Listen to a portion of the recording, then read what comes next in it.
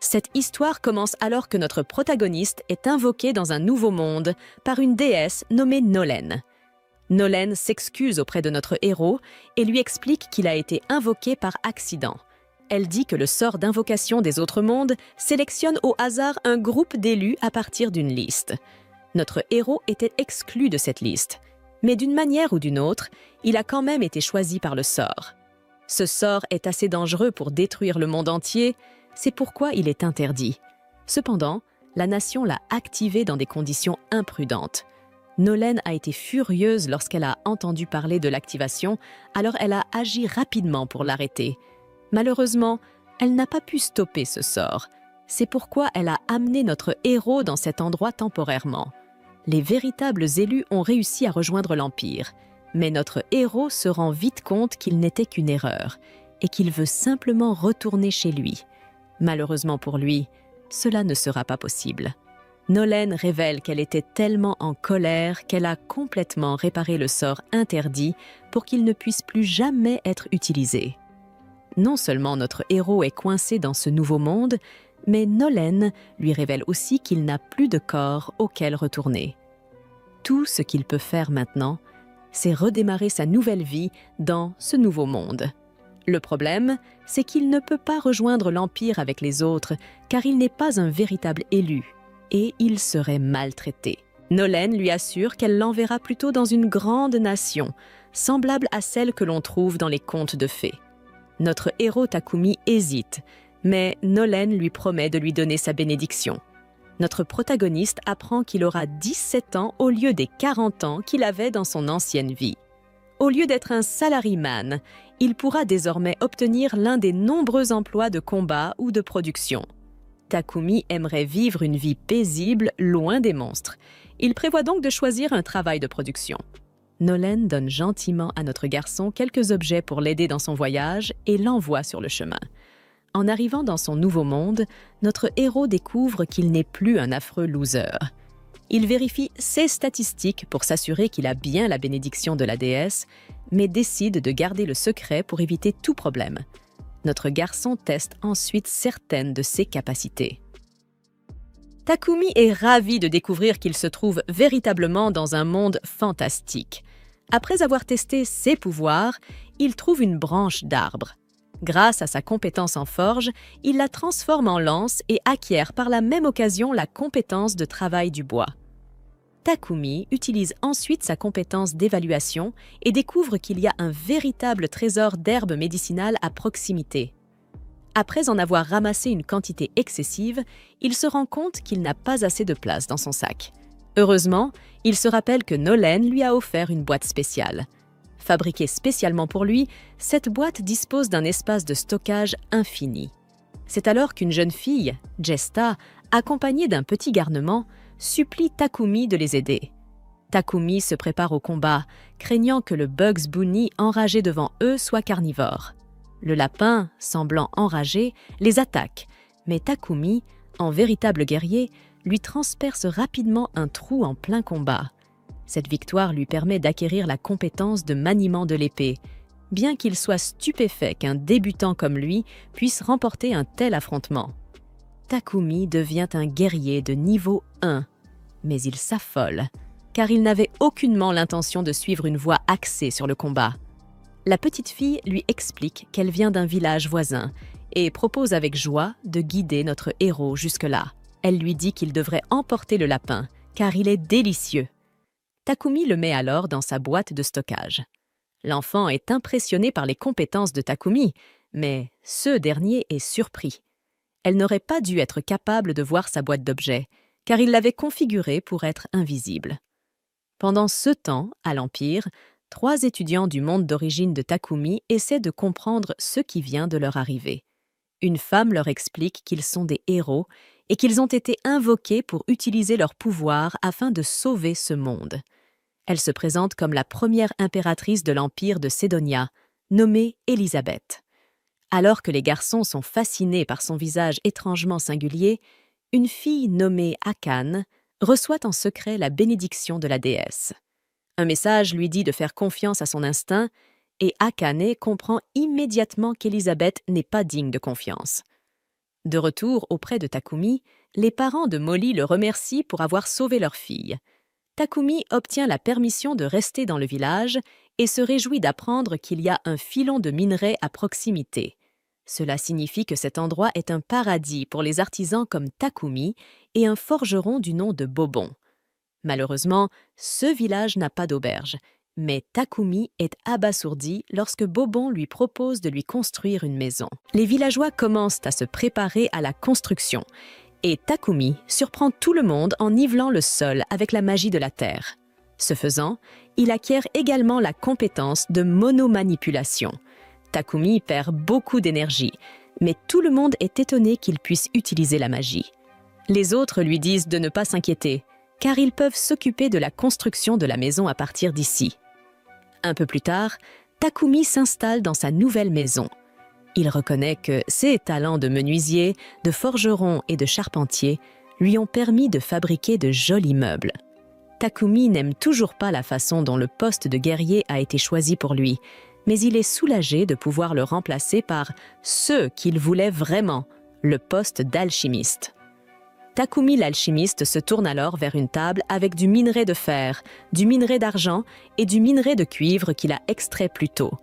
Il a également du minerai de fer magique qui est censé être imprégné de mana. Takumi s'apprête à les transformer en lingots et se souvient qu'il faut généralement un énorme four pour y parvenir. Heureusement, nous sommes dans un monde fantastique et Takumi peut utiliser la magie. Il est ravi de pouvoir enfin faire de l'alchimie et se met au travail. Il explique que l'alchimie comprend 5 techniques: la décomposition, l'extraction, la pulvérisation, la synthèse et la recomposition. C'est un processus laborieux, mais Takumi est enthousiasmé par toutes les choses qu'il peut maintenant fabriquer. Plus tard dans la nuit, Molly rend visite à son garçon, mais elle est horrifiée de le trouver presque à l'agonie. Après s'être fait gronder et avoir récupéré, Takumi retourne immédiatement à son alchimie sans prendre de pause. La seule fois où il ralentissait un peu, c'était lorsque les filles venaient vérifier comment il allait. Takumi utilise ensuite les lingots qu'il a fabriqués pour créer des ustensiles et d'autres outils utiles. Après tout, ce travail, son niveau d'alchimiste monte en flèche jusqu'au niveau 32. Mais ce n'est pas tout. Takumi utilise sa magie pour aider Boban à fabriquer l'arme la plus fine qu'il ait jamais créée. Cela propulse le métier de forgeron de Takumi jusqu'au niveau 40. Il demande ensuite au père de Mary quelques potions afin d'apprendre à les fabriquer lui-même. Le père de Mary accepte, à condition que Takumi lui promette de lui vendre les potions une fois qu'il aura maîtrisé leur fabrication.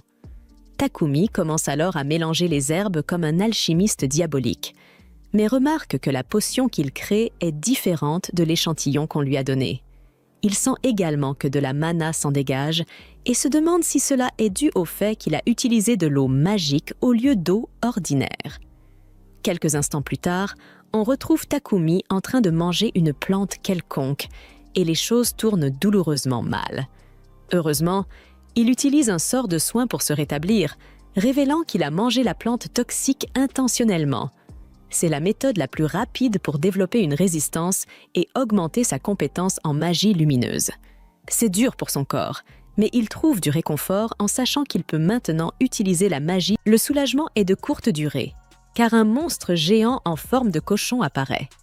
La dague et la lance de Takumi sont inutiles contre cette bête puissante, et elle le propulse dans les airs. Takumi se trouve dans une position très délicate alors que le monstre se prépare à attaquer de nouveau. Il utilise plusieurs sorts pour se défendre. Malheureusement, ils ne font rien et Takumi essaie désespérément de trouver une solution. C'est alors qu'il panique en découvrant qu'un autre monstre tente de l'attaquer par derrière. Il s'avère que l'araignée est blessée, mais cela ne l'empêche pas de protéger Takumi.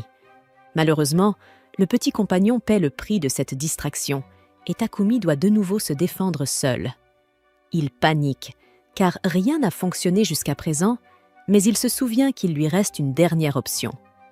La dernière chance de Takumi est d'utiliser son alchimie. Il lance Décomposer sur la bête et, par chance, cela fonctionne, faisant de notre héros un vainqueur. Takumi s'approche en boitant de l'araignée blessée pour la remercier et refermer sa plaie. Il se prépare à partir, mais il est stupéfait lorsqu'il obtient la compétence dompteur et que l'araignée devient son animal de compagnie. Takumi demande à l'araignée si elle veut l'accompagner dans son aventure et le petit compagnon accepte joyeusement. Takumi la nomme Maple et reste stupéfait lorsqu'elle évolue instantanément. Lorsqu'il retourne au village, tout le monde est émerveillé de voir qu'il a vaincu un sanglier géant. Ils sont ensuite horrifiés lorsqu'ils voient Takumi attaqué par une araignée. Mais il explique qu'il l'a en fait apprivoisé. Ce qui est encore plus impressionnant, c'est que les monstres insectes ne sont normalement pas censés être apprivoisables. Alors que tout le monde se régale avec le sanglier, le père de Mary suggère à Takumi de se rendre dans une grande ville pour vendre les restes du monstre et en tirer une belle somme d'argent. En regardant la célébration, les hommes reconnaissent que leur petit village est devenu beaucoup plus vivant depuis l'arrivée de Takumi.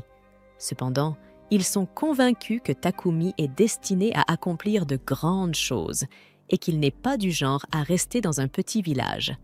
Ailleurs, Nolen est heureuse de voir que Takumi se débrouille bien dans son aventure. Une autre déesse se demande ce que Nolen prévoit, car elle a accordé à Takumi un corps spécial et lui a même donné sa bénédiction. Ce n'est pas tout, car il est révélé que Nolen a également envoyé Takumi une année entière dans le passé, avant que l'Empire n'active le sort d'invocation. Nolen nie avoir fait cela pour une raison particulière, mais il est évident qu'elle voit quelque chose de spécial en notre héros. Le lendemain, Takumi faisait la leçon à Kied pour l'avoir retrouvée enroulée dans sa toile, sans mentionner qu'elle avait couvert toute la pièce avec ce genre de soie. L'araignée s'excusa et expliqua qu'elle se sentait très seule. C'est pourquoi elle voulait garder son maître près d'elle un peu plus longtemps, puisqu'il était toujours si occupé.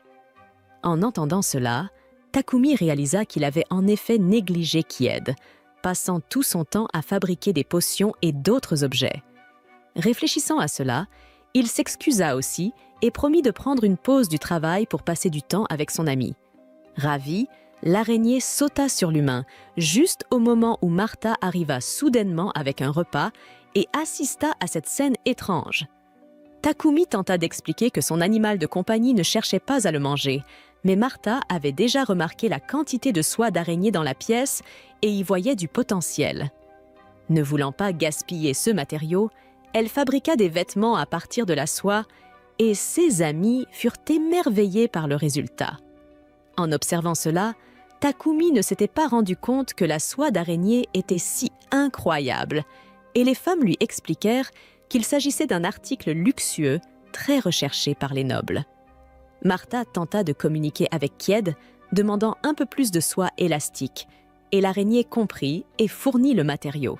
Au moment où Takumi appela son animal de compagnie pour jouer, c'était à son tour de dire qu'elle était trop occupée, son expression pleine de ressentiment. Finalement, le jeune homme se retira, heureux que son ami s'amuse. Étant libre, il décida de retourner à son travail. En regardant autour de lui, il réalisa que cela faisait presque 1 mois qu'il était arrivé au village et il sentait qu'il aurait bientôt besoin d'étudier l'alchimie dans la grande ville.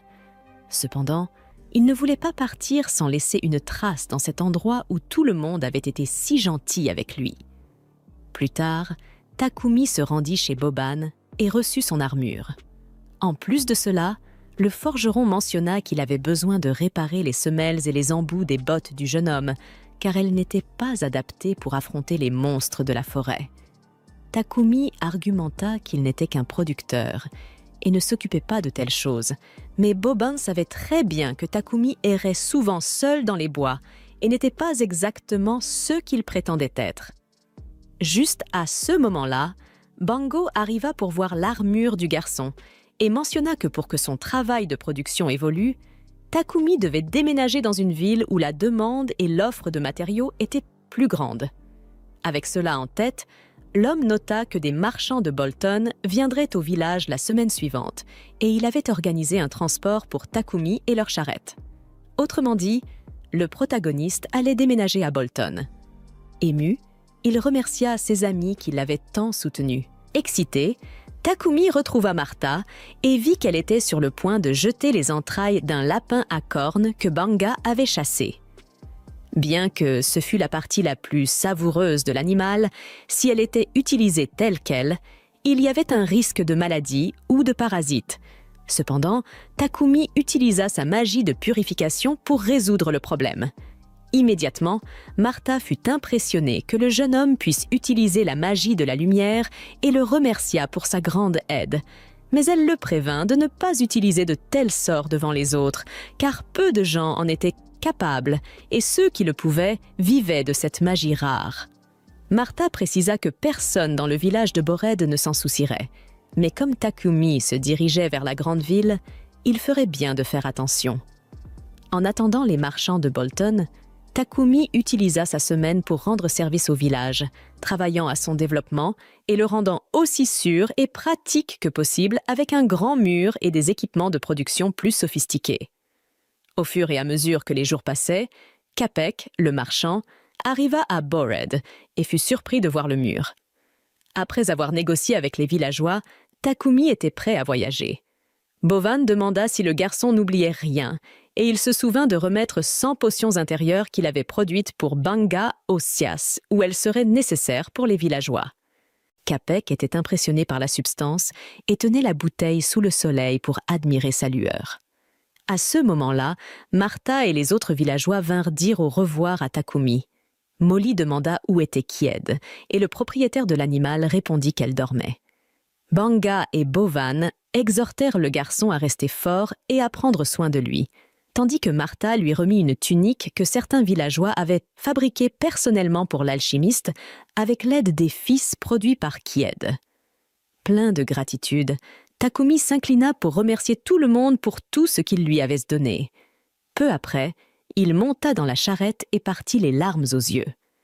Après tout, c'était la première ville où il avait vécu à Milgerd, et il en était venu à la considérer comme sa terre d'origine. Pendant le voyage, Capek commenta que Takumi était très aimé des habitants de Bored. Heath, l'un des voyageurs, ne put retenir ses larmes devant la belle scène qu'il venait de voir. Ensuite, tout le monde se présenta, en commençant par Heath lui-même. Ensuite, Reel se présenta et souligna que l'homme calme et chauve était Bogar. Papek expliqua que ces trois-là formaient un groupe de rancés d'aventuriers connus sous le nom de « les Crocs du Lion ». Heath expliqua qu'il gardait à la caravane, bien que Reel s'ennuyait de la tranquillité de l'environnement, au point qu'elle aurait aimé qu'un monstre apparaisse. Au fait, il commenta que Takumi tenait son sac comme s'il contenait quelque chose de très important, et le garçon révéla qu'à l'intérieur se trouvait son araignée tueuse de compagnie. Inconscient du danger, Ryo jeta un coup d'œil à l'intérieur du sac pour voir la créature, mais finit par être attaqué. Après cela, Kied s'accrocha à Bogur, qui embrassa affectueusement l'araignée. Bent et Papek demandèrent si Takumi avait d'autres potions de guérison, car il serait ravi d'en acheter. Dès que l'alchimiste confirma, le marchand arrêta brusquement la charrette et eut un regard choqué. Les aventuriers saisirent leurs armes, pensant qu'il pourrait s'agir d'un monstre, et en effet, un groupe de gobelins s'approcha de la charrette. Les Crocs du Lion quittèrent rapidement la charrette pour faire leur travail, et Reel. Remarquant qu'il y avait environ 20 autres monstres à l'intérieur de la forêt, elle avertit ses compagnons qu'elle attirerait ses ennemis en leur tirant des flèches. Pendant ce temps, Heath et Bogur affrontaient les gobelins en combat rapproché. 2 monstres surprirent Papek et Takumi en encerclant la charrette, mais pas Riel, qui tua les 2 avec son arc. Une fois la bataille terminée, l'archer annonça qu'il était temps de disséquer les créatures et de collecter leurs pierres magiques. La nuit venue, Takumi réfléchit que le voyage s'était déroulé sans autre problème. 3 jours plus tard, la caravane arrive à Bolton, dans le royaume de Barkula. Tout dans cette ville semble totalement nouveau pour notre protagoniste, car c'est la première grande ville dans laquelle il met les pieds à Mildgard. Ne perdant pas de temps, il se dirige directement vers la guilde des aventuriers, accompagné des 3 membres des Crocs du Lion, qui doivent faire rapport du succès de leur mission d'escorte. Takumi lui-même doit s'inscrire à la guilde pour pouvoir séjourner dans la ville, et il doit aussi inscrire Kied comme son animal de compagnie. Au guichet d'accueil, il précise qu'il préférerait rejoindre une sorte de guilde d'alchimistes, mais l'employé lui explique qu'une telle guilde n'existe pas. Il mentionne également que beaucoup de gens s'inscrivent à la guilde des aventuriers de toute façon, juste pour obtenir une carte d'identité. Si Takumi n'a pas de problème à rester au plus bas rang, son inscription n'expirera jamais, et il pourra toujours accepter une quête simple par mois. Finalement, Takumi décide de s'inscrire à la guilde des aventuriers et inscrit officiellement Kied comme son animal de compagnie. Ensuite, l'alchimiste se dirige vers la société Paypex pour conclure un accord concernant 100 potions avec le propriétaire. L'homme d'affaires propose 10 pièces d'argent pour chaque potion de guérison et de stamina de base, et 50 pour chaque potion de mana. Takumi fait rapidement les calculs dans sa tête et manque de s'évanouir lorsqu'il réalise que tout cela s'élève à environ 7 millions de yens, soit environ 270 000 riyas. En plus de cela, Papek mentionne qu'il a réduit un peu le prix parce que Takumi est encore inconnu dans ces parages. Honnêtement, Takumi pense que c'est trop beau pour être vrai et se dit qu'il doit y avoir une raison cachée pour laquelle Papek paierait autant pour quelqu'un qu'il connaît à peine, bien qu'il ne ressemble pas à un escroc. Au fait, Papek soulève aussi la question de savoir où Takumi prévoit de vivre. Si Takumi est sérieux dans son travail de producteur, il devrait avoir une maison ou un atelier. Takumi précise immédiatement qu'il est sûr d'avoir les fonds, mais Papek insiste pour lui montrer une propriété à louer. Il appelle donc Thomas, l'un de ses employés, et lui demande d'escorter le nouveau venu à sa potentielle nouvelle maison. Assez vite, Takumi est emmené dans un véritable manoir et perd complètement son calme, ne s'attendant pas à vivre dans un endroit pareil. Thomas lui dit que le loyer est d'une pièce d'or et 50 pièces d'argent par mois, ce qui est bien moins cher que ce que Takumi imaginait. Il plaisante même en disant que quelqu'un est mort dans ce taudis, et Thomas lui assure que ce n'est pas le cas. En regardant autour de lui, l'alchimiste remarque qu'il y a une salle de stockage qu'il pourrait réaménager en atelier, et il se dit qu'il paiera le loyer avec l'argent de ses futures potions. Kied se réveille et demande où ils sont. Alors Takumi lui explique que c'est leur nouvelle maison. Lorsque Thomas lui demande si le jeune homme a pris sa décision, Takumi décide de prendre l'endroit. Une fois cela réglé, il quitte la propriété, et Thomas mentionne qu'ils prépareront tout pour le déménagement demain. Soudain, une odeur nauséabonde attire l'attention de Takumi. Thomas explique qu'il s'agit du problème d'égout de la ville. Les nobles peuvent se permettre des appareils magiques pour gérer cela dans leur manoir, mais les gens du commun n'ont pas cette chance. 6 appareils de purification doivent être extraits de donjons ou de ruines anciennes, et ils coûtent une fortune. Parfois, des prêtres sont engagés pour purifier les égouts, mais ce n'est qu'une solution temporaire. Le lendemain, Takumi emménage et aménage son atelier. Il laisse les réparations du mur extérieur pour plus tard, car il y a autre chose qu'il veut d'abord s'occuper. Avec cela en tête, il mélange du quartz dans l'argile qu'il a acheté à la société Paypex, puis utilise la magie pour la façonner. Une fois que c'est sec, il applique de la chaleur et utilise la magie de l'espace-temps pour accélérer le processus de cuisson. Après beaucoup de travail, ses compétences en alchimie et en magie de la lumière montent de niveau, bien qu'il se retrouve avec presque plus de mana, se sentant comme rien d'autre qu'une cape vide de Batman. Pourtant, il parvient à faire ce qu'il s'était fixé. Il a maintenant un toilette de première classe dans sa salle de bain.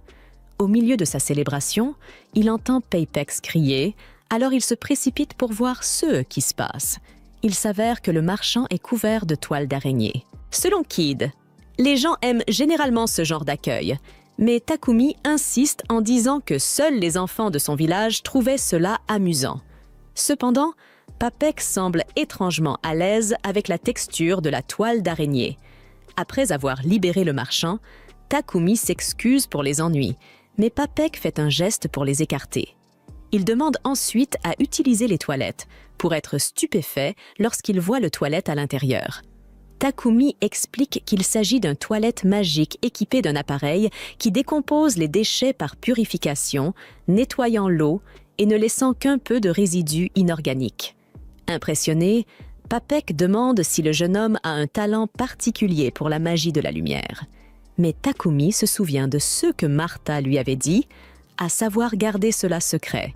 Alors il demande au marchand de le garder confidentiel. Papek promet et commande immédiatement 100 autres de ses toilettes. Cependant, il suggère également à Takumi de conclure un contrat avec un esclave, car s'il peut utiliser la magie de la lumière, son talent est trop précieux pour le laisser sans protection. En d'autres termes, l'esclave protégerait à la fois la propriété et son propriétaire, et serait tenu de garder les informations confidentielles. Après tout, Takumi est réputé être un élu de Dieu, du moins selon l'Église de la Lumière divine, qui dirige l'empire sacré de Sédonia. Ils vont s'emparer de toute personne ayant une aptitude pour la magie de la lumière et profiter de leur magie de guérison. Donc, ils ne resteront pas les bras croisés pendant qu'ils utilisent la magie de purification pour aider les gens ordinaires qui ne peuvent pas se le permettre. Papek a quelques idées pour obtenir suffisamment de soutien pour produire CS Toilettes. Mais il est crucial de garder le nom de Takumi hors de l'œil du public. Cependant, Takumi fait clairement savoir qu'il est contre l'esclavage et préférerait tout gérer lui-même. Soudainement, la carte de guilde de Takumi commence à briller. Une notification indique qu'il a 1 mois à partir du moment de l'inscription pour accomplir une mission de son niveau. Réalisé qu'il a trop de choses à faire, il admet qu'il pourrait vraiment utiliser un peu d'aide. Papek demande si Takumi a du temps libre ce jour-là. Sans hésiter, le marchand conduit Takumi à Mulan & Co., le marché d'esclaves le plus réputé de Bolton. Pendant que Papek s'occupe de certaines affaires là-bas, Takumi entre dans le jardin et rencontre une femme qui lui dit immédiatement de déguerpir avant même qu'il puisse dire un mot. La jeune elfe ne sait pas comment Takumi a réussi à entrer ici, mais elle est catégorique sur le fait que cet endroit n'est pas destiné aux enfants. Alors elle insiste pour que Takumi retourne immédiatement. Je ne sais pas si Takumi a entendu ce qu'elle vient de dire, car il semble complètement perdu dans sa beauté. Quoi qu'il en soit, il poursuit son chemin avec Pepik, car tout cela est l'idée de cet homme, et rencontre le propriétaire de la société commerciale, Milan. Pepik explique leur raison de venir ici, en disant au propriétaire Milan que l'enfant à S et côté, Takumi, recherche un esclave sous contrat. Pepik mentionne aussi à quel point Takumi est réticent à l'idée de faire un contrat d'esclave, car il n'a jamais fait ça ni même vu cela se produire dans le pays où il est né. Le propriétaire de Milan assure à Takumi que tout ira bien des 2 côtés, car l'esclave est lié par le contrat à fournir des services à son maître. Cependant, selon le royaume de Barcula, les droits des esclaves sont protégés. Par exemple, le propriétaire doit s'engager à fournir à son esclave nourriture, vêtements et logement, et ne doit jamais les traiter comme certains fermiers de coton les traitaient. Il existe de nombreuses règles, telles que l'interdiction pour le maître et l'esclave de se causer mutuellement des blessures mortelles, l'incapacité pour le maître de forcer l'esclave à accomplir une action non prévue dans le contrat, et bien d'autres en fonction de l'accord.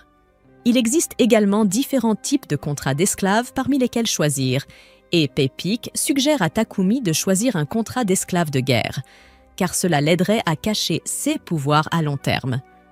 Takumi demande des suggestions au propriétaire de Milan, lui expliquant à quel point il est occupé en tant que producteur. Il souhaite quelqu'un qui puisse gérer le manoir dans lequel il vit et l'aider à s'occuper de toutes les tâches ménagères. Il possède également des compétences qui pourraient faire de lui une cible potentielle pour des personnes malveillantes. Il veut donc quelqu'un de suffisamment fort pour le protéger. À partir de sa description détaillée, le propriétaire de Milan conclut que ce type veut une waifu et un garde du corps.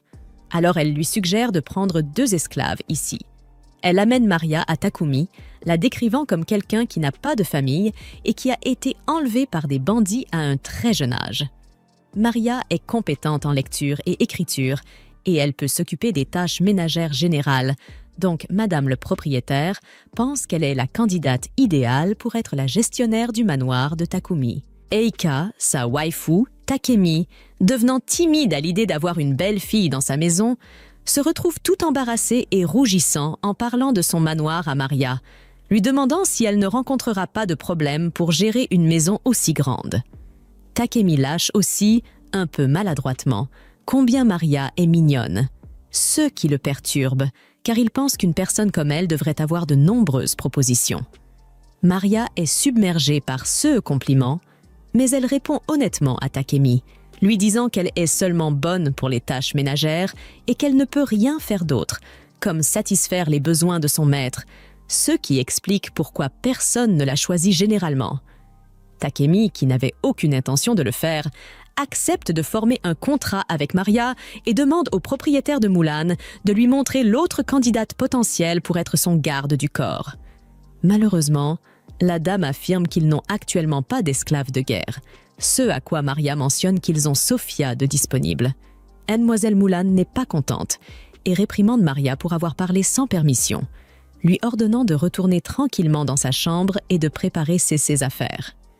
Une fois Maria partie, Takemi demande à Mademoiselle Mulan des informations sur Sophia, mais elle refuse d'en parler, se contentant de dire que Sophia a des problèmes et n'est pas prête pour des contrats pour l'instant. Cependant, la compétence passive de Takemi, l'intuition, lui dit que Sophia sera le bon choix en tant que garde du corps.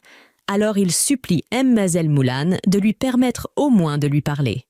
Elle le conduit à contre-cœur dans la chambre de Sophia, où il découvre qu'elle est la même elfe qu'il a rencontrée plus tôt dans le jardin. Et peut-être qu'elle est une princesse, parce que c'est le cliché, après tout. Mademoiselle Mulan résume l'histoire de vie de Sophia, affirmant qu'elle a été capturée il y a 50 ans depuis son royaume pendant une guerre. Et depuis, elle a passé sa vie ici. Elle n'a pas pu former de contrat avec quiconque à cause d'une cicatrice sur son oreille gauche que les gens de ce monde considèrent comme un énorme inconvénient. De plus, sa main droite et sa jambe gauche ne bougent pas bien, mais il y a aussi sa magie élémentaire et sa magie des sprites, qui sont uniques à la race elfique et ont été scellées, ce qui fait d'elle une esclave de guerre inutile. Même après avoir entendu tout cela, l'intuition de Takemi lui dit que Sophia est le bon choix. Alors il demande à Mademoiselle Mulan de lui permettre de parler avec Sophia. Lorsque Mademoiselle Mulan quitte la pièce, Sophia lui dit immédiatement de ne pas perdre son temps avec elle, car elle ne lui sera d'aucune utilité. Cependant, Takemi pense le contraire et lui saisit brusquement le visage pour vérifier son statut. En découvrant qu'elle est une véritable bête avec des statistiques incroyablement fortes, il se rend compte qu'il lui suffit de dissiper sa malédiction d'une manière ou d'une autre et de guérir son handicap au niveau de ses membres, et elle redeviendra super forte. Pour lui, cela semble être un excellent investissement, alors il prend sa décision et décide de former un contrat avec elle. Il promet à Sophia qu'il l'aidera avec ses problèmes, ce qui fait rire Mademoiselle Mulan, car elle n'a jamais vu quelqu'un s'intéresser à cette esclave problématique. Quoi qu'il en soit, d'après ce qu'elle a déjà vu, elle pense que Takemi est une bonne personne. Elle lui confie Sophia et prépare tous les documents officiels pour leur contrat. Maria arrive dans la pièce, exprimant combien elle est heureuse que Takemi amène Sophia avec eux, en précisant qu'elle est vraiment amie avec elle. Sans plus tarder, Mademoiselle Mulan lance le sortilège, officialisant ainsi le contrat qui fait de Maria et Sophia les esclaves de Takemi. Mulan est heureuse que les deux filles aient trouvé un maître gentil qui ne va pas profiter d'elles.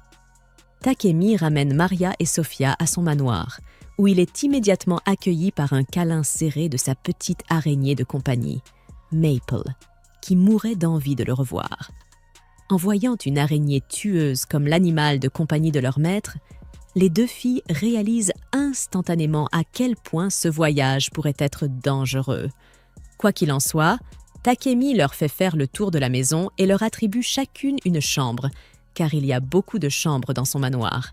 Bien qu'elle soit déjà réticente à accepter une telle offre, car tout cela semble trop luxueux pour des personnes comme elle, Takemi mentionne tout de même qu'il y a aussi un grand bain qu'elles peuvent utiliser, qui dispose d'un dispositif magique pour le maintenir constamment propre. Il suggère que les deux filles débent un pack et utilisent le bain pour se rafraîchir. Pendant que Sophia et Maria prennent leur bain, Maria lâche son étonnement que leur ancienne maîtresse, Mulan, ait accepté de la laisser partir si facilement. Elle raconte que Mulan n'a jamais laissé partir aucun de ses esclaves, quel que soit le montant qui lui a été offert. Le fait que Takumi ait réussi à obtenir cela la rend heureuse. Sofia, de son côté, se méfie du fait que Takumi n'ait laissé que peu de détails sur qui il est dans le formulaire qu'il a rempli. Elle se demande s'il cache son identité pour de bonnes ou de mauvaises raisons, voulant savoir ce qu'il a en tête pour elle. Il pourrait les utiliser pour des séances d'entraînement, n'est-ce pas? Lorsque les deux finissent de se baigner, Takumi prépare le dîner pour elle. En voyant la nourriture, Maria est en colère et déçue qu'il ait préparé le repas tout seul, sachant que c'était son travail. Cela la rend frustrée et lui donne un sentiment d'incomplétude. Pour calmer ses nerfs étranges, Takumi lui promet de la laisser cuisiner dès demain, mais elle propose de commencer par nettoyer après le dîner ce soir-là pour la rendre heureuse. Il accepte ses conditions et lui demande de s'asseoir avec lui pour le dîner. Venant de maîtres qui ne leur permettaient jamais cela, elle trouve cela impoli. Mais Takumi les assure que ce n'est pas le cas et leur demande de le rejoindre. Plus tard dans la journée, il se rend à la société Papek pour récupérer un objet qu'il avait demandé à Papek de lui obtenir.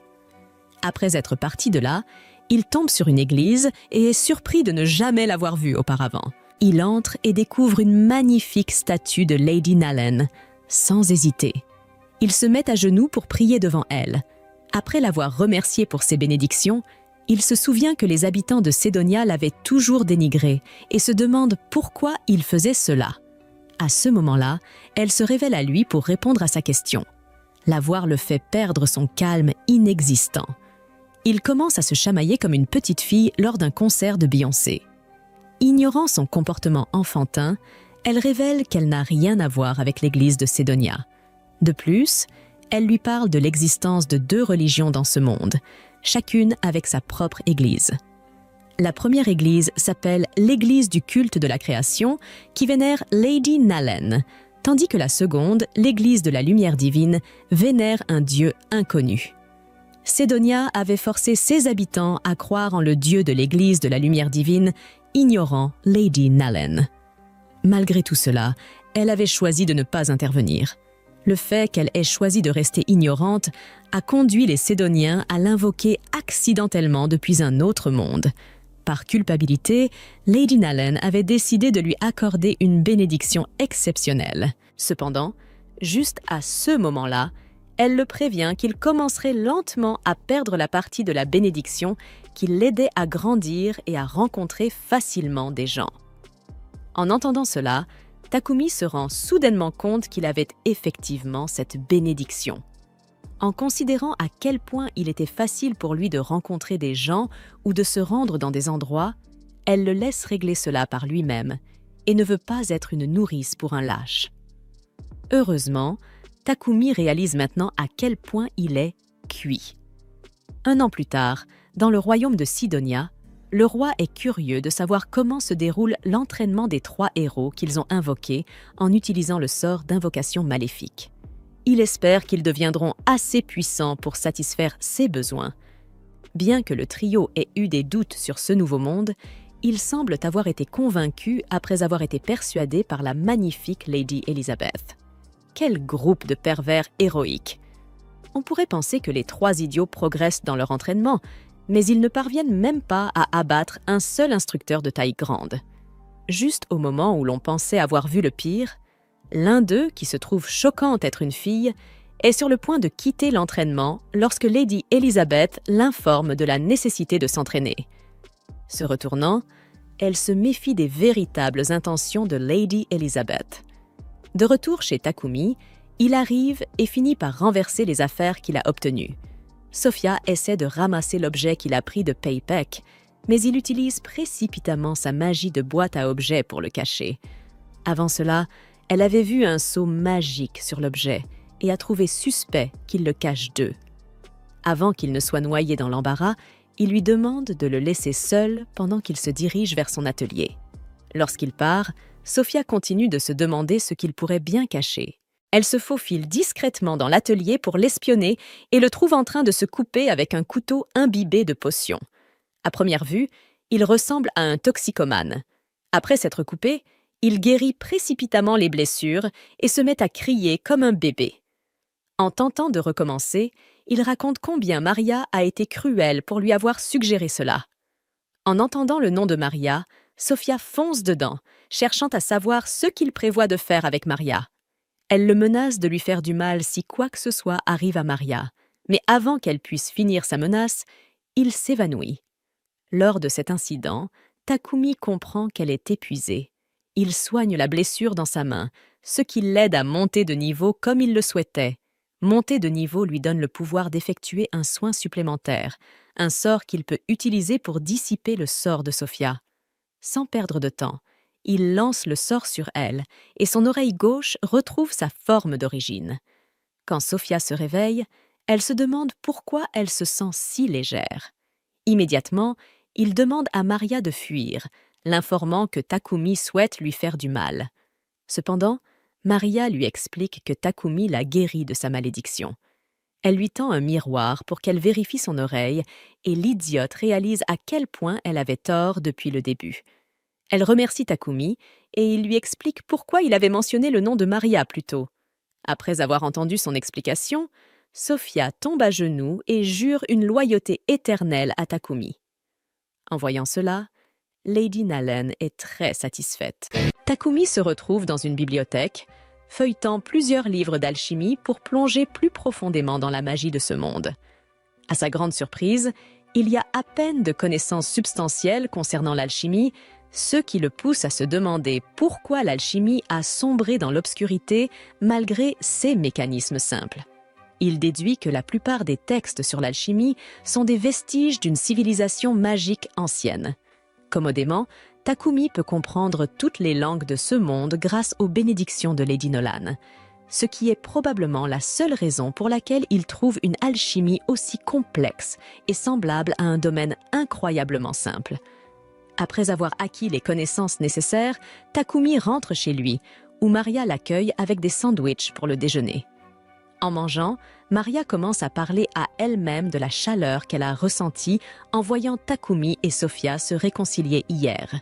Elle révèle qu'elle les avait espionnés depuis derrière les rideaux, parce que la vie privée, c'est surestimé, s'émerveillant de la façon dont il était romantique de voir Sofia prêter serment de fidélité à Takumi.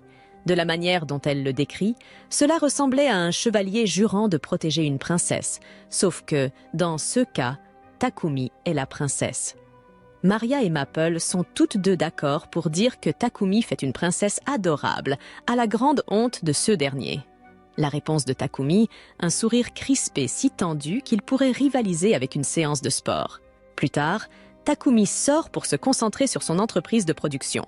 La tâche du jour étant d'emballer des dizaines de toilettes pour une commande de Paypec. Croyez-moi, rien ne crie alchimiste légendaire comme la production de masses de conteneurs portables pour les besoins humains. Maria et Sofia lui donnent un coup de main, nettoyant et emballant les produits pendant que Takumi rêve d'une pause loin de la ligne de montage des toilettes. Il partage ses pensées avec Maria et Sofia, avouant son désir d'explorer le monde. Trouver des matériaux exotiques, goûter des plats uniques et visiter des ruines inexplorées. Naturellement, il mentionne aussi vouloir prendre Sofia comme garde du corps et laisser Maria gérer le manoir en leur absence. Cependant, Maria n'est pas ravie d'être laissée derrière, surtout quand même l'araignée de compagnie part avec eux. Elle lui lance son regard de servante mignonne et manipulatrice brevetée, auquel Takumi succombe, comme prévu. Avant de finaliser sa décision, il vérifie ses statistiques en frottant ses mains sur son visage pour ouvrir sa fenêtre de statut. C'est totalement normal et absolument pas abusif du tout. À sa grande surprise, Maria possède des statistiques de combat solides, ce qui la rend prête pour la bataille. Satisfait, Takumi décide de l'emmener avec lui, mais insiste pour qu'elle s'entraîne avec Sofia afin d'affiner ses compétences. Une fois cela décidé, Takumi commence à fabriquer des armes et des armures pour Sofia et Maria. Lorsqu'il leur demande leurs préférences, Sofia ne retient rien. Elle lui remet une liste détaillée de ses demandes pour les armes. Elle propose aussi Maria pour une lance, promettant de lui apprendre à l'utiliser. Takumi rassemble les matériaux et se met au travail, utilisant sa magie de manipulation de l'alchimie. Pendant ce temps, Sofia entraîne Maria qui apprend rapidement qu'être une servante de combat implique plus de sueur et moins de thé parti. Takumi termine de fabriquer les armes en un temps record, ajoutant un motif d'aile à l'arme de Sophia et un motif de flamme à la lance de Maria pour leur donner une touche unique. Naturellement, il les enchante aussi avec des réparations automatiques et des boosts d'attaque, parce que pourquoi ne pas être un peu trop puissant? Pendant qu'il travaille, l'esprit de Takumi commence à vagabonder. Il ne peut s'empêcher d'imaginer Maria dans un costume de servante brandissant une lance, ce qui fait s'emballer son imagination. L'excitation qui en résulte lui donne un saignement de nez digne d'un anime dramatique, tandis que Maria, grâce à sa télépathie hyper développée, ou du moins c'est ce qu'elle prétend, sent quelqu'un la fixer intensément. Mais bon, il doit encore fabriquer des armures. Takumi hésite entre passer en mode RPG et créer des sous-vêtements sophistiqués pour Maria et Sophia plutôt que de véritables équipements de protection, puisque c'est devenu la norme COS dernier temps. Mais même lui se rend compte que c'est un peu trop, surtout que les filles sont techniquement ses employées, pas ses modèles de cosplay. Le véritable défi, cependant, est de prendre leurs mesures et leur demander directement ne ferait que le marquer comme un pervers sale. Heureusement, Takumi a une solution. Avec un sourire de vilain tout droit sorti du manuel des antagonistes de Shounen, il utilise sa magie d'alchimie pour créer des poupées grandeur nature de Sophia et Maria, puis passe un moment inconfortablement long à fixer leur forme, parce que le professionnalisme n'a jamais été son fort. Bref, le gars laisse son imagination courir librement en tant que maître de ses deux esclaves. Après plusieurs jours, il termine les armures, qui, honnêtement, ne ressemblent en rien à de véritables armures.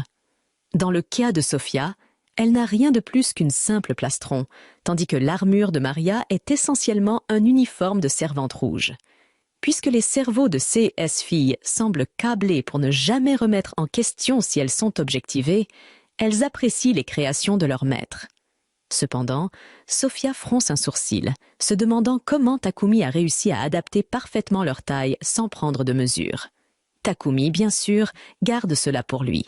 Il ne peut pas vraiment révéler ses méthodes perverses, après tout. Il leur remet ensuite leurs nouvelles armes et leur donne également des bagues magiques imprégnées de mana. Une fois cela fait, le trio se dirige vers la guilde des aventuriers, car Sophia et Maria doivent être enregistrées pour obtenir des licences de voyage pour s'aventurer à l'extérieur. Après que les deux filles reçoivent leur carte de guilde, Takumi les enregistre toutes les trois comme un nouveau groupe et accepte également une quête. Honnêtement, cet anime semblait un peu original avec sa réinvention des objets modernes, mais ensuite, on dirait que l'auteur a décidé de prendre à nouveau la voie classique de l'isekai. Voyons si l'histoire devient intéressante au fur et à mesure. Mis à part mes bavardages, Takumi est sur le point de prendre une quête lorsqu'un groupe d'aventuriers de randée arrive pour les harceler, disant aux filles de laisser Takumi et de passer du temps avec quelqu'un de plus digne qu'un loser de rang F comme lui. Takumi ne prend pas ce manque de respect à la légère, même s'il est intérieurement terrifié par le gros voyou qui dirige le groupe. Il veut protéger l'honneur de ses amis. Rassemblant son courage, il tient tête et utilise la magie d'amélioration physique pour se défendre contre l'attaque du voyou. Au moment où les choses sont sur le point de dégénérer, le maître de la guilde arrive et met fin à la commotion. Cependant, en remarquant que le bras du voyou est cassé, il blâme Takumi, ignorant que la blessure s'est produite parce que le voyou s'est blessé en frappant Takumi. Pendant que le maître de la guilde réprimande Takumi, Sophia et Maria, Hans arrive pour l'informer que l'idiot aux cheveux blancs n'avait pas cherché la bagarre, mais n'était qu'une victime. Le fait qu'il ait appelé le maître de la guilde par son titre laisse Takumi choqué, réalisant que l'oiseau en colère à tête chauve est en réalité... Hans continue en présentant le chauve sous le nom de Barak, ignorant sa propre présentation. Barak lui ordonne de soigner l'idiot que Takumi avait battu. Ensuite, il demande à Takumi et aux filles de le suivre. Dans ce qui ressemblait à une salle d'interrogatoire, Barak cherche à savoir ce que fait Takumi, bien qu'il soit d'abord sceptique à l'idée de révéler sa véritable compétence. Il est obligé de le faire après que Hans ait révélé qu'il y avait des traces de magie sur la scène du combat. En entendant cela, Takumi comprend à quel point les compétences sensorielles de Hans doivent être puissantes, bien qu'il ait admis avoir de la magie. Takumi affirme qu'il n'a pas utilisé de magie sur les voyous de tout à l'heure. De plus, il révèle qu'il a enduit son corps de charbon provenant de son coffre d'objets. Hans a du mal à y croire, mais il finit par le trouver crédible lorsque Takumi ajoute qu'il a synthétisé le charbon en diamant, reconnaissant cela comme de l'alchimie. Hans se souvient que Takumi avait voulu rejoindre la guilde des alchimistes le premier jour où ils se sont rencontrés. Ignorant tout cela, le pervers à tête chauve cherche à savoir si les belles dames font partie de son groupe. Lorsqu'ils reconnaissent que c'est le Séas, Hans suggère qu'ils promeuvent Takumi au rang D. Il accepte immédiatement, car cela empêchera d'autres idiots faibles d'attaquer Takumi. Il accepte immédiatement, car cela empêchera d'autres idiots faibles d'attaquer Takumi. Cependant, comme Maria et Sophia viennent de rejoindre la guilde ce jour-là, Hans propose de leur donner quelques quêtes pour les aider à monter facilement en grade, car cela les aiderait à mieux protéger leur nouveau maître. Maria et Sophia acceptent.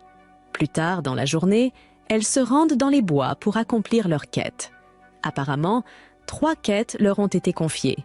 Exterminer des gobelins, des kobolds et cueillir des herbes. Alors qu'ils se dirigent vers les bois, Maple signale à Takumi la présence de gobelins trempés dans les buissons. Il en informe immédiatement les filles et Sophia se précipite sur place pour les éliminer. 2 des gobelins se précipitent, mais leurs jambes sont enveloppées par Maple, ce qui permet à Takumi et Maria de les poignarder. Le maître de la guilde. Alors qu'ils avancent, Takumi est préoccupé par le fait qu'ils rencontrent un nombre plus important de kobolds et de gobelins que d'habitude. Cela est dû au fait qu'ils en ont tué beaucoup et qu'ils en trouvent encore sur leur chemin. À cause de cela, Sophia pense qu'un campement de monstres pourrait se trouver dans les environs, avec un général parmi eux. L'idée d'un général gobelin fait presque faire pipi dans ses pantalons à Armek. Sophia aggrave les choses en affirmant qu'il faudrait 5 groupes d'aventuriers de rang D pour éliminer un campement avec un général. Pourquoi cet imbécile a-t-il l'air de pleurer? Aussi impossible que cela puisse paraître à Takumi, Sophia croit qu'ils peuvent réussir s'ils combinent leurs compétences magiques uniques pour attaquer les monstres lorsqu'ils sont inattentifs. Aussi tentant que ce plan puisse paraître, l'idiot qu'ils ont pris pour Armek aurait préféré ne pas être là. Pour empirer les choses, Maple, qui assurait la surveillance plus tôt, révèle que le campement est sur le point d'évoluer. En entendant cela, Takumi ouvre précipitamment un portail d'urgence vers une dimension parallèle et envoie Maple à l'intérieur.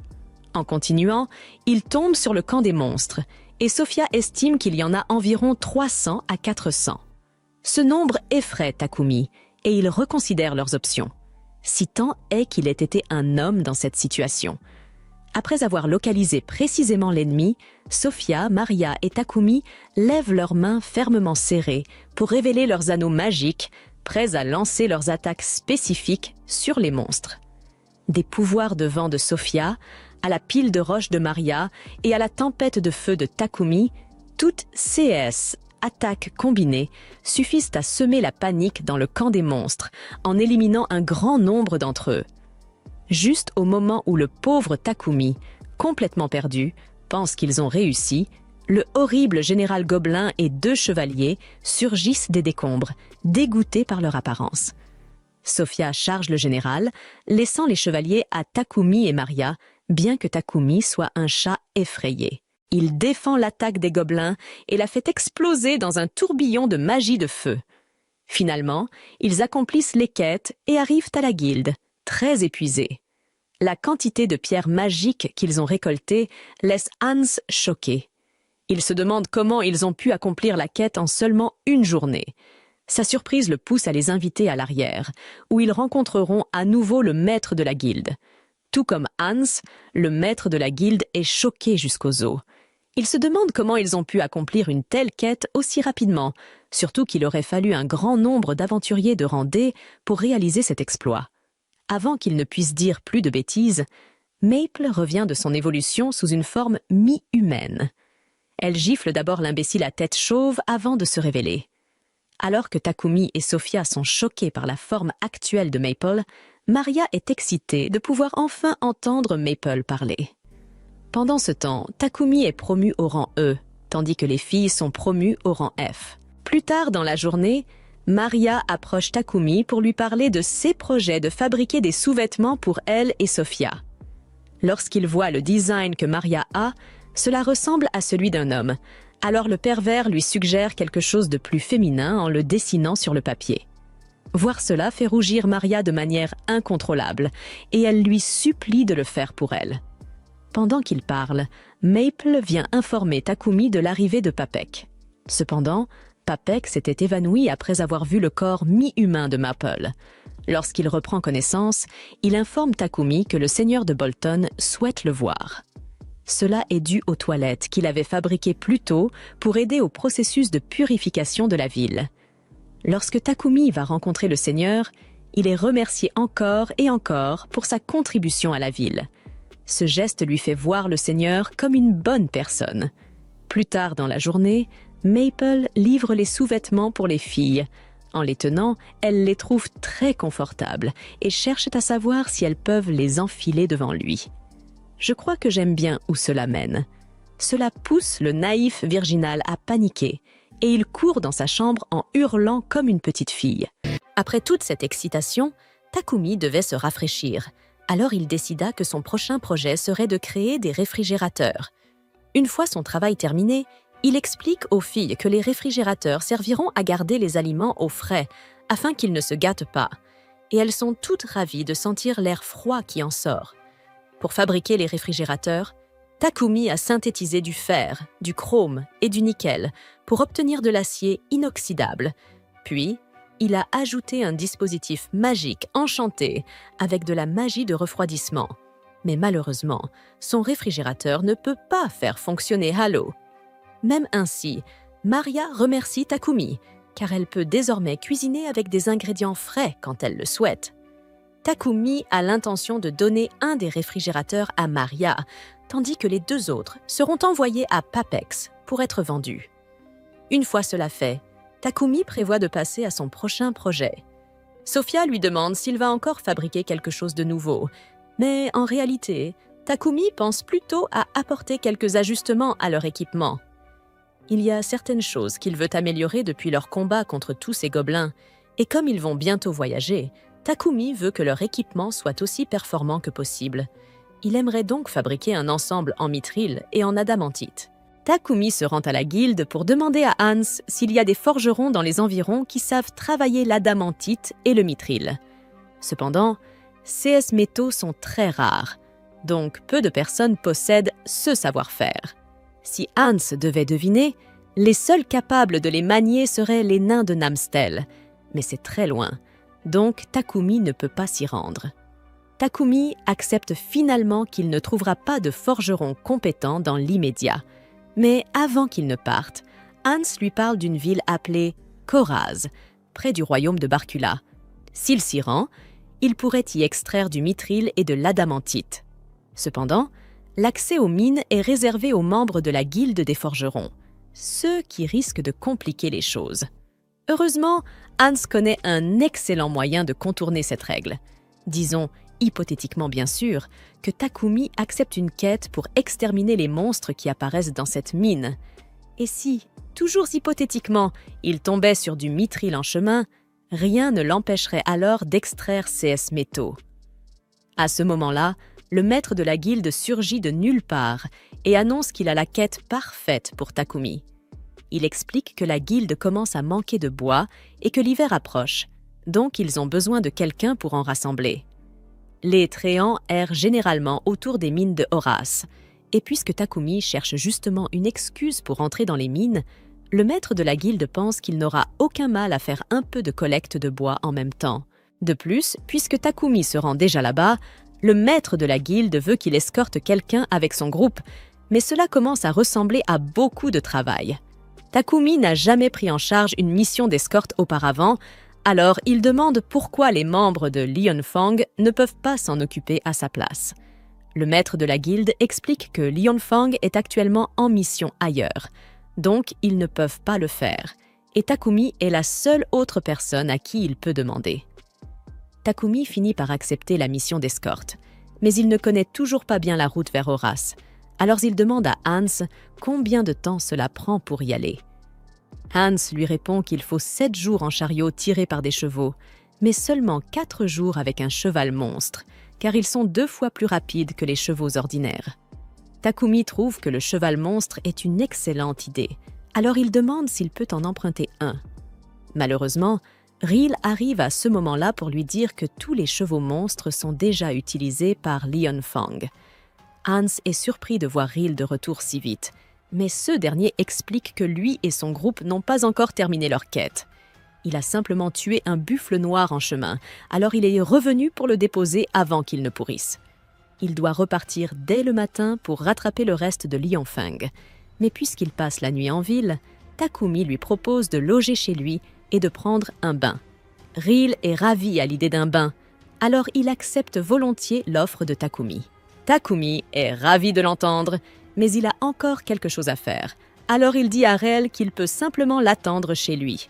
Cependant, Ril préfère l'accompagner. Dans ce cas, Takumi accepte que Ril l'accompagne jusqu'à l'entreprise de Papek. Pendant qu'il est là-bas, il parvient à convaincre Papek de lui prêter quelques-uns de ses chevaux monstres pour sa mission. En échange, Papek lui demande de lui vendre une partie des minerais qu'il extraira de la mine de Horace. De plus, au sujet du réfrigérateur que Takumi lui a apporté plus tôt, Papek l'apprécie énormément et lui demande d'en fabriquer d'autres une fois qu'il sera revenu de son expédition minière. Pendant ce temps, au manoir de Takumi, Sophia commence à s'inquiéter sérieusement. Il n'est toujours pas rentré et elle craint qu'il ne lui soit arrivé quelque chose. Plus tard dans la soirée, Takumi rentre chez lui en compagnie de Riel. Il s'excuse d'avoir entraîné ce dernier dans une course aussi longue alors qu'il doit être fatigué de son voyage. Mais Riel ne s'en soucie pas, puisqu'il a lui-même choisi d'accompagner Takumi. C'est alors que Riel sent une présence hostile qui les observe avec intensité. Il comprend immédiatement qu'il ne peut pas battre cette personne avec l'équipement qu'il a sur lui. Alors, il attrape la main de Takumi et se met à courir. Cependant, leur assaillante les rattrape rapidement et assène un violent coup de pied au visage de Riel. Elle se révèle alors être Sophia, persuadée que Rel tente d'enlever Takumi. Sans la moindre hésitation, elle est prête à l'abattre sur le champ.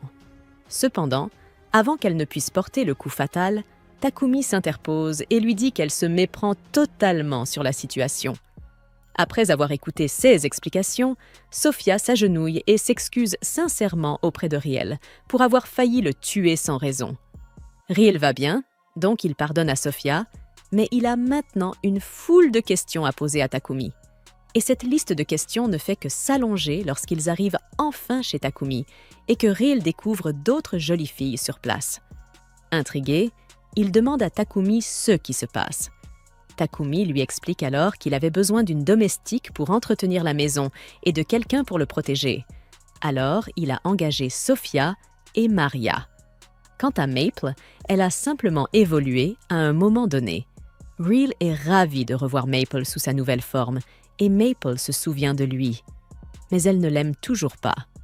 Déprimée, Riel tombe à genoux, accablé par le fait que Bogart et Heath ont déjà des épouses et que même Takumi a 2 petites amies alors que lui est toujours célibataire.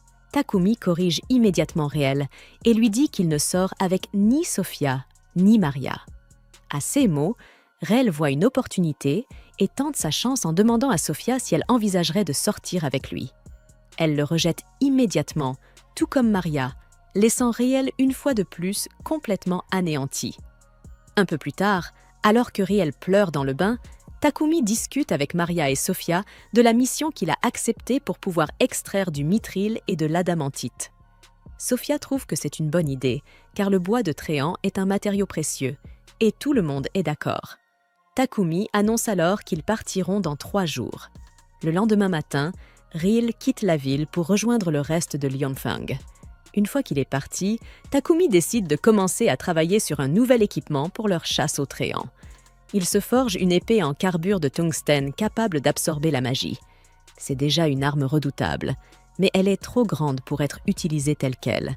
Alors Takumi prévoit de la reforger. Il tente d'utiliser son alchimie sur l'arme, mais la lame semble lui résister, ce qui lui demande beaucoup plus d'efforts que d'habitude. Finalement, Takumi parvient à décomposer le métal et à en fabriquer 2 lames distinctes. Les lames drainent le mana de tout adversaire qu'elles blessent, ce qui satisfait Takumi du résultat, bien que cela l'ait complètement épuisé. 3 jours plus tard, Takumi et les autres retrouvent Papek pour récupérer le chariot qu'il leur avait promis. Le guide que le maître de la guilde leur a demandé d'escorter est déjà installé à l'intérieur. Takumi s'approche pour lui parler, et l'homme se présente sous le nom de Gambo. Le groupe se met en route, mais ils doivent faire une halte dans un champ pour que Takumi et les autres puissent chasser leurs tréants. Alors qu'ils entrent dans la forêt, Sophia repère un arbre tentant de se fondre parmi les autres. Elle le signale immédiatement à Takumi, qui charge pour l'éliminer. Le tréant tente de l'attaquer en retour, mais Sophia et Maria veillent sur lui, ce qui lui permet de l'abattre facilement. Cependant, ce n'était qu'un seul tréant, et il leur reste encore une forêt entière à nettoyer. Tuer chaque tréant un par un prendrait trop de temps. Sophia suggère donc d'utiliser la magie, et cela semble très bien fonctionner. Mais bientôt, un tréant ancien apparaît.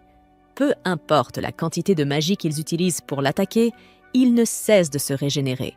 La seule façon de l'éliminer est de couper son tronc principal en un seul coup.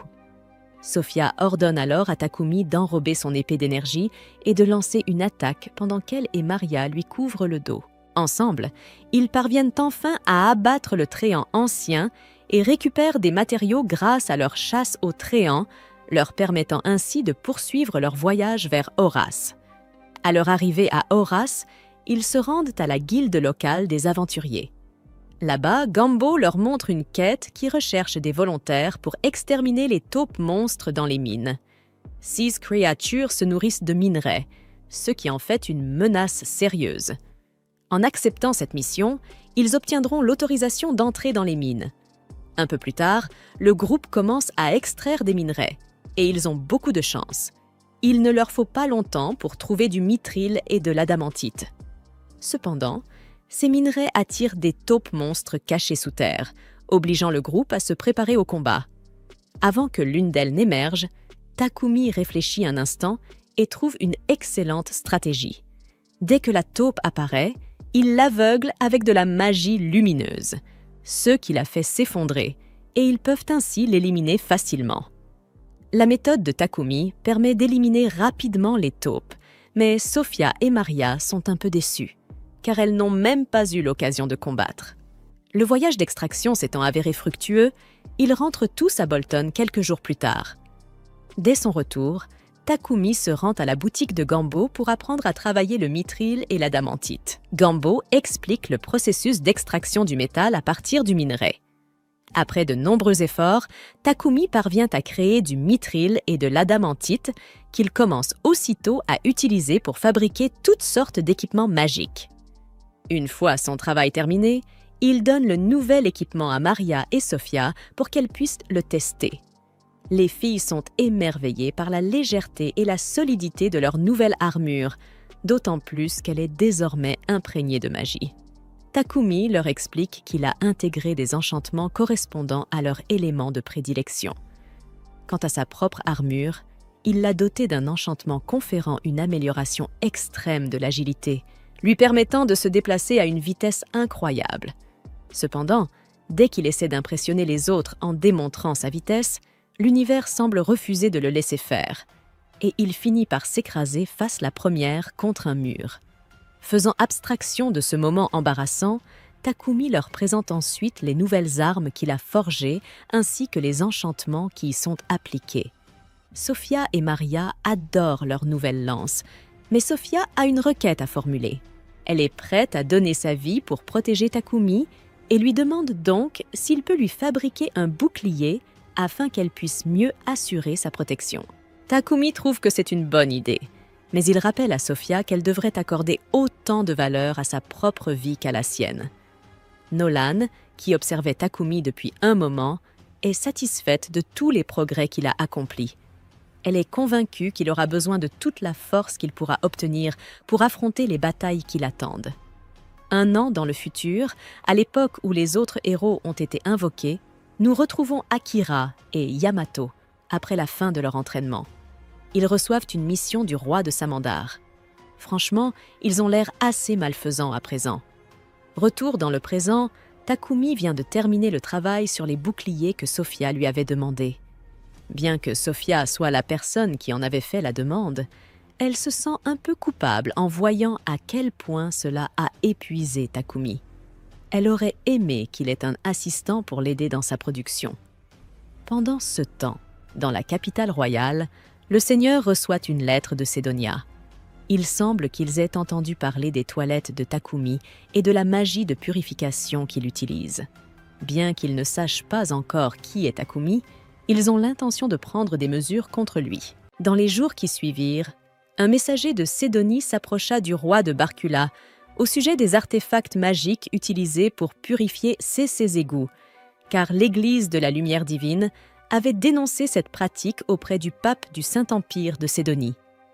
Après tout, ils affirmaient que la magie de la lumière était un don divin accordé uniquement à l'Église de la Lumière divine, ce qui signifiait qu'ils voulaient que le brevet du cercle magique de purification leur soit remis. Écoutant avec mépris, le roi de Barkula répliqua que si ce pouvoir était réellement un don de leur Dieu, alors l'Église devrait être capable de créer elle-même le cercle magique. Agacé, le messager ajouta que, selon le pape, utiliser la magie sacrée de purification sur un objet de salle de bain était impardonnable. Néanmoins, le roi de Barkula refusa de se plier à leurs exigences, poussant ainsi le messager à menacer de retirer tous les prêtres de l'Église de la Lumière divine résidant à Barkula. Calmement, le roi se leva et déclara qu'il pouvait les retirer, car cela ne le dérangerait pas le moins du monde. Avec le temps, Takumi apprit cette situation et se demanda s'il était sage d'affronter l'Église de cette manière. Cependant, Papek resta totalement indifférent, expliquant qu'il existait une autre religion dans le royaume en dehors de l'Église de la Lumière divine, l'Église de la création, qui vénérait la déesse Nolan. Curieux, Takumi demanda quel dieu était adoré par l'Église de la Lumière divine, et l'homme d'affaires supposait qu'il s'agissait d'Anat. Passant à autre chose, il mentionna que le royaume de Barkula garantissait la liberté religieuse, ce qui expliquait pourquoi il comptait de nombreux adeptes de l'ancienne Église de la création. Les prêtres de l'Église de la création administraient la magie de récupération presque comme un acte de charité, tandis que les prêtres de l'Église de la Lumière divine étaient grassement rémunérés pour accomplir la même tâche. Puisque le sujet avait été abordé, Papek avoua qu'il avait une faveur à demander. Avec le marquis Godwin, ils avaient présenté au roi les récipients dotés de magie de purification.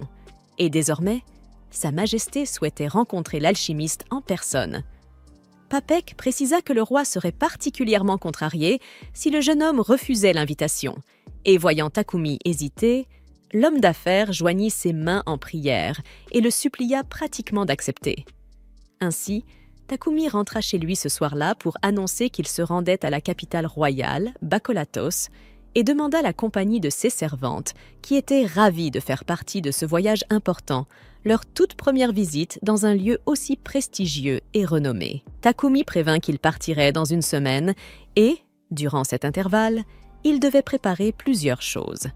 Maria s'enquit du temps de trajet jusqu'à la capitale et il l'informa qu'il fallait 7 jours en calèche. À cette annonce, la jeune fille s'engagea à préparer suffisamment de provisions pour ce long voyage. Takumi en profita alors pour mentionner qu'il avait pensé à confectionner de nouvelles capes pour elle et Sophia. Il avait ainsi demandé à Pepek de lui procurer des pierres magiques élémentaires de ténèbres, car il pouvait les enchanter pour bloquer la perception. En plus d'être utile en combat, cet enchantement permettrait aux 2 jeunes femmes de se déplacer en ville sans risquer d'être abordées par des individus douteux. Le lendemain, lors d'une foire de rue, Maria confia à Sophia que maître Takumi se sous-estimait énormément. L'elfe acquiesça, soulignant non seulement la beauté du jeune homme, mais aussi son talent en tant que producteur et alchimiste. Voyant que l'elfe ne tarissait pas d'éloges à son sujet, Maria la fixa d'un regard suspicieux. Gênée, Sophia trouva aussitôt un prétexte pour s'éclipser, mais cela ne fit que renforcer la certitude de Maria. L'elfe était bel et bien amoureuse de Takumi. Pendant ce temps, Takumi se rendit à la chapelle pour rencontrer Nolan. Il voulait savoir si Annette, la déesse de l'église de la lumière divine, était très différente de Nolan. De son côté, Nolan affirma qu'elle était la seule déesse existante, mais que Takumi comprendrait en temps voulu ce que représentait réellement Annette. Ce qui l'agaçait, en revanche, c'était l'intérêt que l'homme portait à cette fausse déesse.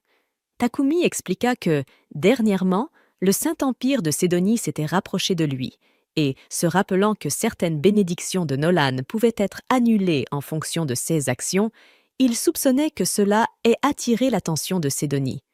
Nolan répondit que ce n'était pas le cas, car Sédonie était en réalité la raison pour laquelle Takumi se retrouvait à Milgar en premier lieu. En d'autres termes, cette affaire dépassait largement le simple niveau d'une bénédiction. Si tel était le Kéas, Takumi s'interrogea sur le sort des héros invoqués par Sédonie. La déesse admit alors qu'elle avait altéré le temps en envoyant Takumi dans ce monde, le plaçant 1 an avant l'invocation des héros. Autrement dit, il ne serait convoqué que dans quelques mois.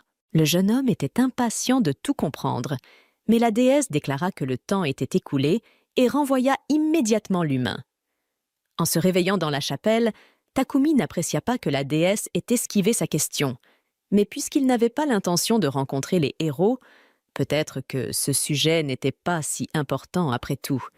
Et en parlant d'eux, dans le Saint-Empire de Sédonie, 10 mois avant le présent de Takumi, les héros poursuivaient leur entraînement intensif. Revenant au présent, Takumi offrit des capes à ses compagnes, et elles en furent ravies. Pris d'un excès d'enthousiasme, il s'exclama à quel point elles étaient magnifiques dans ces tenues. Et dès que Maria remarqua qu'il avait franchi une limite, il se prit la tête entre les mains, désespéré. Il leur montra ensuite qu'il comptait fabriquer une calèche spéciale pour ce voyage, car, sur le long terme, il valait mieux investir dans un véhicule qui leur appartiendrait plutôt que d'avoir à en louer ou en emprunter un à chaque fois. Le seul problème restait le cheval monstre qui tirerait la calèche, car ils étaient bien plus efficaces que les chevaux normaux. Apparemment, la meilleure solution était d'en emprunter un à la guilde. En entendant cela, Maria éclata de rire et demanda au maître s'il savait pourquoi Bolton était surnommée « la cité des aventuriers ». Le jeune homme admit qu'il n'en avait aucune idée, ce qui poussa la servante à se mettre de nouveau à genoux, embarrassée, supposant que son maître savait quelque chose qu'il ignorait en réalité. Néanmoins, elle ne se laissa pas abattre et expliqua que Bolton portait ce nom parce que de nombreuses régions voisines étaient habitées par des monstres, comme la forêt de la mort. Parmi ces créatures se trouvaient des licornes, des chevaux de race pure et même des griffons, encore plus forts et rapides que les chevaux monstres. Sachant cela, le groupe prit la direction de la forêt de la mort, et Takumi, intrigué, se demanda si, étant donné que le cheval dragon était bien plus rapide que le cheval monstre, il avait un lien avec les dragons. Maria lui expliqua que non, leur apparence était simplement similaire. Sophia ajouta que la différence entre eux et les chevaux normaux résidait dans leurs cornes semblables à celles d'un rhinocéros et dans le fait que leur corps était recouvert d'écailles, comme celui des dragons. Au milieu de leur conversation, un loup sauvage surgit soudainement et fonça sur le groupe. Sophia porta la main à son épée usée, mais le loup passa droit devant eux. Takumi supposa que c'était grâce à l'effet de blocage de perception de leur cape, qui trompait l'odorat du loup. Malgré cela, Sophia retira sa cape et déclara qu'il valait mieux qu'ils combattent pour s'entraîner également, ce que Takumi n'accueillit pas avec grand enthousiasme. Au fil du voyage, l'elfe affronta un sanglier géant et l'abattit d'un seul coup. Maria était ravie d'avoir autant de viande pour préparer les repas du voyage, jusqu'à ce que l'équipe remarque un tronc mort. En voyant ce bois idéal pour la calèche, Takumi pensa que c'était son jour de chance, puisqu'il s'apprêtait justement à en acheter auprès de Papek. Avec cette quantité, il pourrait construire toute la calèche lui-même. Pendant que les membres de l'équipe extrayaient des ressources de la zone, Kaed s'énuya et s'éloigna seul du territoire, jusqu'à tomber sur une jument dragon blessée au sol. L'araignée s'approcha pour lui offrir son aide, mais la jument réagit en attaquant, tirant un rayon depuis sa corne. Cela rappela à Kaed le jour où Takumi l'avait sauvée. Touchée par cette similitude, elle déclara à la jument qu'elle connaissait un maître incroyable qui pourrait guérir ses blessures. À cet instant, 2 fourmis géantes apparurent. Elles étaient les responsables des blessures de la jument. Sans attendre, Kaed immobilisa les 2 créatures avec sa toile et la jument les acheva avec son rayon. Cependant, un véritable nid de fourmis les encercla. Kaed érigea une barrière de toile, mais les insectes commencèrent à la dévorer pour passer au travers. L'araignée tenta de communiquer télépathiquement avec son maître, mais échoua, pensant alors que ses compagnons l'avaient oubliée et étaient rentrés sans elle. Gravement blessée, la jument perdit ses forces et s'évanouit tandis que les fourmis réussissaient à briser la barrière. À cet instant, Kaed ne put que crier le nom de son maître et serrer la jument contre elle. Dans la scène suivante, elle se réveilla, sentant la main affectueuse de Takumi posée sur sa tête. En larmes, Kaed cria qu'elle avait supplié ses compagnons de venir, et ceux-ci lui expliquèrent pourquoi la communication avait échoué. Apparemment, la barrière tissée par l'araignée était si robuste qu'elle avait coupé le flux de mana extérieur. Plus tard, maintenant plus calme, Kaed expliqua la situation de la jument dragon, gravement blessée. Takumi tenta immédiatement d'appliquer un sort de soin, mais la créature le repoussa instinctivement. Sophia supposa qu'elle restait méfiante, même inconsciente. De plus, l'elfe sentit que d'autres monstres approchaient, rendant la situation trop dangereuse pour s'attarder davantage. Kaed craignit que la jument ne soit abandonnée et sombra dans le désespoir, mais Takumi la rassura en affirmant que cela n'arriverait pas. Avec cette promesse, il emmena l'araignée et la jument dragon dans son autre dimension. Sophia jugea cette décision imprudente, car placer un monstre aussi puissant sans pacte de familier, en plus de l'effort colossal que cela demanderait à Takumi, était risqué. Il assura qu'il allait bien, mais rapidement, le poids de l'effort se fit sentir et il s'effondra à genoux. Tentant de boire une potion pour récupérer, il la laissa tomber et perdit connaissance. Une demi-journée plus tard, le jeune homme était allongé dans son lit, mais il ne s'était toujours pas réveillé. Sophia remarqua que, même dans son sommeil, il maintenait la dimension active. Et à moins que Kaed ne l'ouvre, la jument dragon y resterait enfermée, drainant lentement l'énergie de Takumi jusqu'à l'épuisement. Dans cette optique, avant que le maître ne devienne trop faible, l'elfe lui prend la main et l'embrasse pour communiquer avec Kaedi.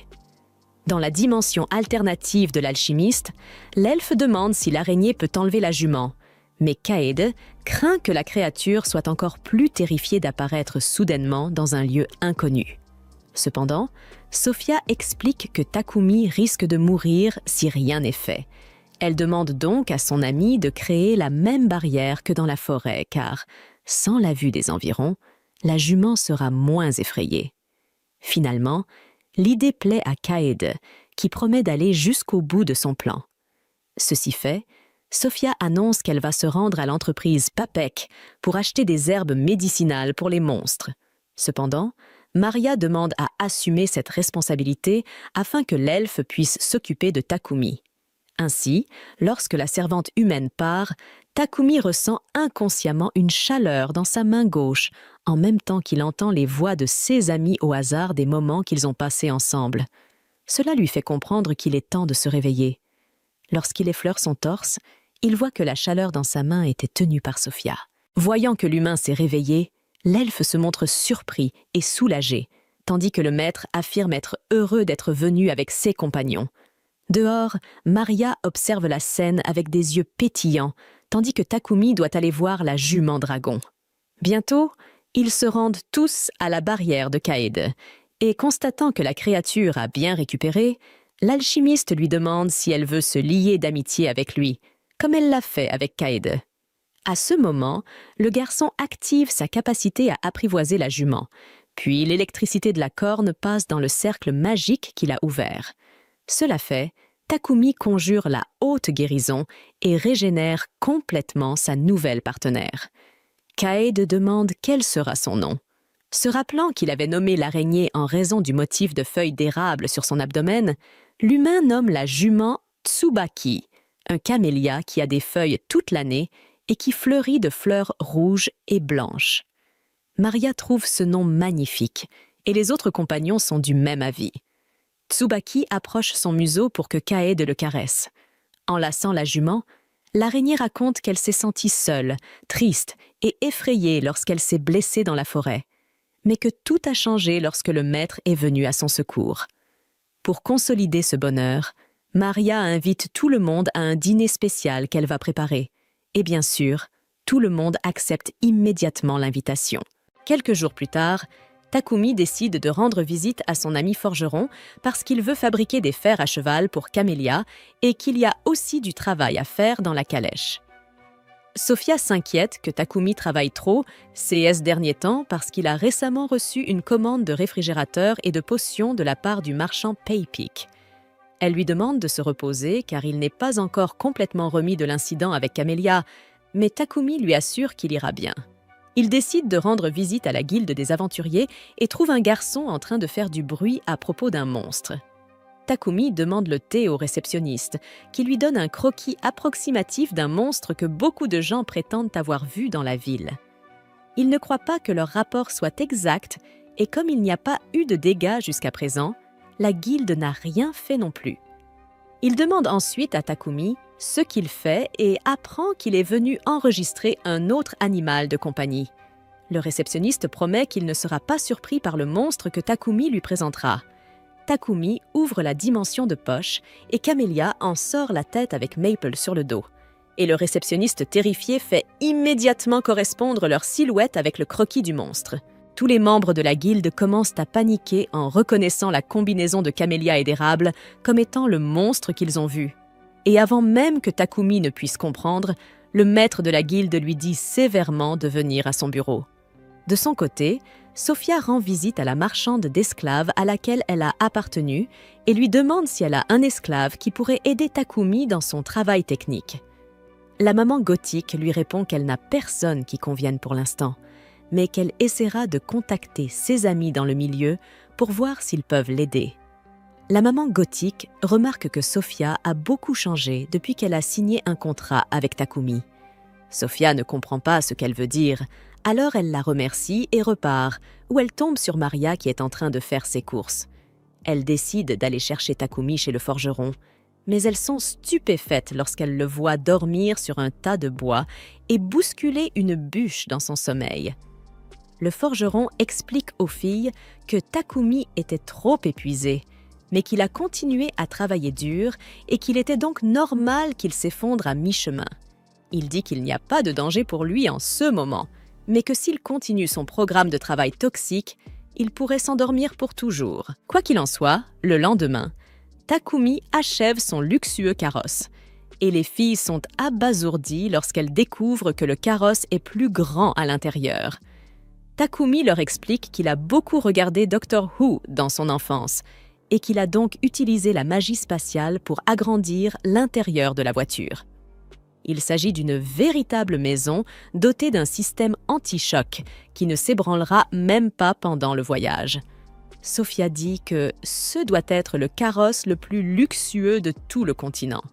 Mais Maria, la bonne femme, est heureuse de pouvoir effectuer des tâches ménagères pendant le voyage.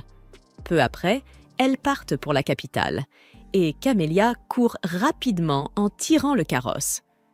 Maria et Maple s'amusent comme des folles en conduisant la calèche et à l'intérieur, Takumi et Sophia ne ressentent aucune turbulence.